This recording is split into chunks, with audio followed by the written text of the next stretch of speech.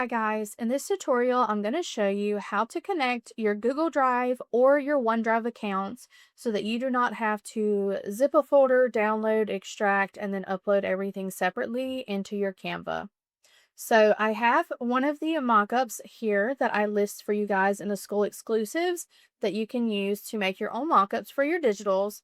And what you're going to do is once you have opened up a file, you're going to go to the Apps tab in Canva. Since you probably will not have this already connected, it will not show under your apps yet, but you're simply going to search for Google Drive, and I'm just going to do Google, and it pops up as the first one. So once you click into the Google Drive, what you're going to do is select Connect. It's going to pull up a little window. You're going to select the email that you have your Google Drive attached to for all of your products, and it will now load in your Google Drive.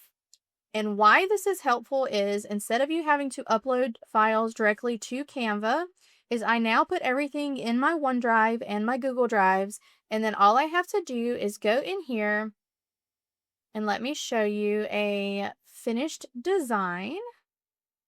So once I've loaded a new product that I've made, all I have to do is actually go in here and then click on that product and add it to the page. It then looks blurry for about 2 to 3 seconds while Canva is actually placing the design.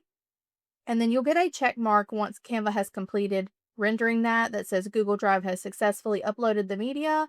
And now it is there and it is ready to go for your designs. This is also an example of a way that I would use this as a mock-up.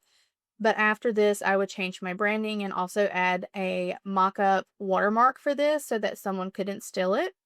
I hope this helps, and for the same process that you do is you would go back to your apps and you would do OneDrive the same way. So I'm just going to go ahead and search OneDrive, and you would select that and then go ahead and sync that as well. So